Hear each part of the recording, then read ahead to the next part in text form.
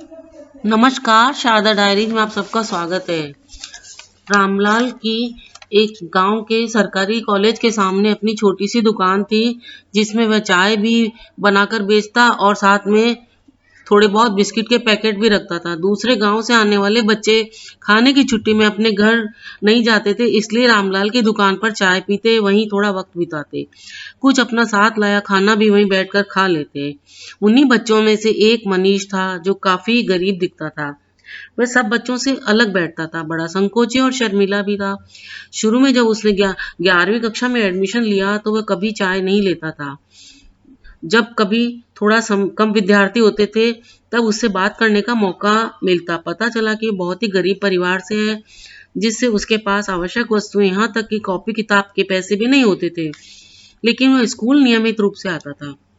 रामलाल उसे पास बैठा था और थोड़ी जो चाय बची होती थी वो उसे दे देता। थोड़ा मना करने के बाद उसने चाय पीना शुरू कर दिया। उसके बाद तो मनीष को चाय की दुकान पर अपनापन लगने लगा। एक दिन मनीष बोला, बाबा आप चिंता मत करो, ये चाय के सारे पैसे मैं आपको ब्याज सहित चुका दूंगा जब मेरी नौकरी लग जाएगी। रामलाल हंसकर उसके सर पर हाथ रख देता। ग्रेजुएशन पूरी होने में आगे कंपटीशन परीक्षा की तैयारी करने दिल्ली में जा रहा हूँ।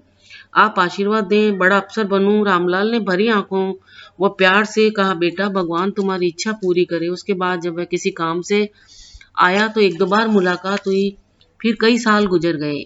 एक बार चाय की दुकान पर एक विद्यार्थी ने जरूर बताया कि इस कॉलेज से पढ़ा छात्र मनीष दिल्ली में एक बहुत बड़ा अफसर बन गया है। इसी बीच गांव के तालाब और आसपास के खेत पर एक कंपनी वाले अपनी एक भव्य फैक्ट्री लगाना चाहते हैं। अगर ऐसा हो जाता है तो गांव के लोग व पशु पक्षी को पानी की बहुत मुश्किल हो जाएगी। जिनके खेत हैं वह तो बेरोजगार हो जाएंगे, उनके भूखे मरने की नौबत आ जाएगी। सभी गांव वाले रामलाल के पास आए और बोले, रामलाल अब तुम ही गांव वालों की सहायता कर सकते हो, हमें इस मुश्किल से बचा सकते हो। रामलाल को मनीष का ध्यान आया और वह चला उससे मिलने और गांव वालों की मदद करने। यही सोचते सोचते कब दिल्ली आ गई, उसे समय का पता ही नहीं चला।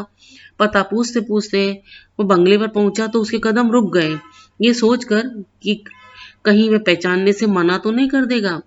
गेट पर सुरक्षा कर्मियों ने रोक दिया। उसने कहा, मैं रामलाल हूँ, साहब को जानता हूँ, गांव का जरूरी काम है, साहब से मिलने दो। नहीं नहीं, साहब से नहीं मिल सकते हो तुम, पता नहीं कहाँ कहाँ से आ जाते हैं। एक ने तो यह भी बोल दिया। ये सब देखकर रामलाल के मन में घबराहट होने लगी।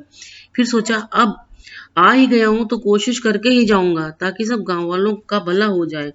ये सोचकर वह वहीं बंगले के पास एक पेड़ की छांव में बैठ गया और साथ लाई रोटी और सब्जी खाने लगा। रामलाल को वहां बैठे चाय की दुकान के दिन याद आने लगे। जैसे तैसे शाम के 5 बजे तभी एक गाड़ी आती दिखाई दी। रामलाल गेट की ओर भागा और नजदीक पहुंचा। आवाज देने की कोशिश की, पर गाड़ी अंदर जाने लगी। रामलाल ने पहचानने की कोशिश की, पर लगा शायद मैं गलत जगह आ गया हूँ। वह मनीष को पहचान नहीं सका। रामलाल को गांव वाले के उदास चेहरे और उनकी परेशानी याद आई तो सोचा, अगर आज साहब अंदर चले गए तो फिर मिलना मुश्किल होगा और वह गांव वालों की कुछ भी मदद नहीं कर सकेगा। यह सोचकर वह गाड़ी के पीछे पीछे चलने लगा। सुरक्षा कर्मियों ने फिर रोकने की कोशिश की तो रामलाल जोर से चिल्लाया, साहब मैं आपके कॉलेज के समय का बाबा। मनीष गाड़ी से उतरकर जल्दी जल्दी चलकर रामलाल के पास गया और बोला, बाबा आप यहाँ कैसे? मनीष ने नौकर को आदेश देते हुए कहा कि इनको अंदर ले चलो। रामलाल ने राहत की सांस ली।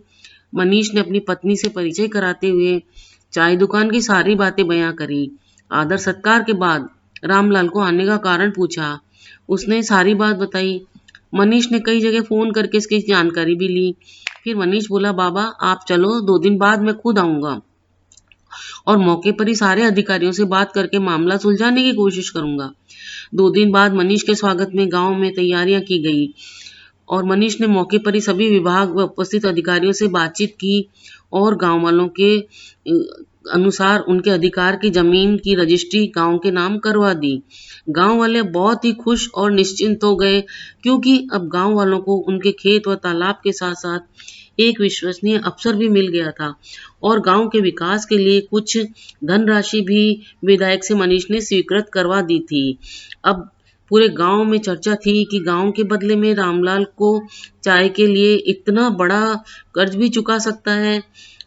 सही भी है, जीवन में यही विचार रखना चाहिए कि कोई हमारी थोड़ी सी भी मदद करे तो बदले में हम उसकी सहायता करना कभी नहीं भूलें।